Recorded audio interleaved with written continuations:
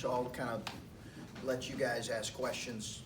Obviously, we're just in the midst of practice here, practice number 16 here today. So a little bit of a unique week for us with some of the day offs that we have, mandatory day offs that we have to have, a little bit of a disjointed week. We obviously are going to scrimmage at the end of the weekend. That scrimmage that is supposed to be secret and somehow is not so secret is coming up. We decided to move our scrimmage a little bit earlier this year. And part of the reason was to get earlier feedback potentially, so that we can have more time to make some corrections. I think as a team, we're doing all right. We're still not completely healthy. I would say this group is not quite as far along as last year's group was in certain areas, and I think that can probably be attributed to a variety of reasons. Overall youth, more guys learning new stuff, but the one thing I am excited about I'm excited about a lot of things, but I think that I really believe that we'll go as our leadership takes us this year. And when you talk about CJ Walker and Andre and Caleb and Kyle and some of our older guys, I think we'll go as they take us. And I'm excited to see them continuing to grow in those important roles. So I'll open up for questions here, and we'll move forward further here. As a starting point, can you give us an injury update, how some of the guys are progressing? So Musa overall he's progressing, but I think time will really tell. He's involved in non-contact activities right now, and I think it's really an unknown right now as to what his availability will be at the start of the season. I couldn't tell you.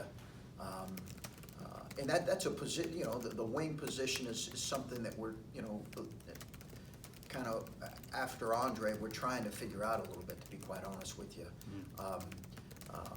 But we're not going to rush him back. It's not in his best interest. I think it's kind of a day-to-day thing with Musa.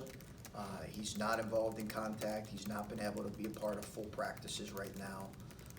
When that'll happen remains to be seen. Justin is involved in full contact and full practices. However, I think he'd be the first one to tell you that he is not what he was last year, certainly not what he was in the spring. He had a terrific spring. What percentage he would be, I don't know, but he's clearly not physically at full strength. EJ is progressing well and getting in better shape. He's been involved in full practices here for a little under a week, I believe. You talked at Media Day about guys needing to grow up in a hurry with the youth, and you just mentioned like this team's going to go as far as your leadership can take you. How do you, in this part of the preseason, how do you try to bring along some of that youth and try to figure out some of those things that are holding you back maybe a little bit? Yeah, I think it's everything that it's everything that you would expect. It's film. I'm reading the book now. Practice Perfect. That's good, really good. It was recommended to me by one of my former staff guys at Butler. And it just talks about, deliberate practice. So long story short, I don't want to get in the weeds, but it's really, as much as possible, we're going to try to go regular film sessions, some trial and error. We're trying to keep things as simple as possible for our young guys. They got to learn how to do things the way we expect them to do. Eventually the game will slow down for them, but it's coming at them pretty fast right now. And it will come at them really fast on Sunday as well. I think patience is going to be required on all of our parts, my part, our staff's part, their part as players, probably our fans' part, because I think there are going to be plenty of times where we'll play at least 2 or 3 of our guys out on the floor will be freshmen and sophomores multiple times, I'm sure. Talk about how your team will go as far as your leadership takes it. And I think sort of a lot of people on the outside would maybe think that it would go as far as some of your freshmen might be able to take it just based on their readiness. Is part of you saying that because you don't necessarily, you have a young team and you're worried about, you don't want your team in the hands of the freshmen right away?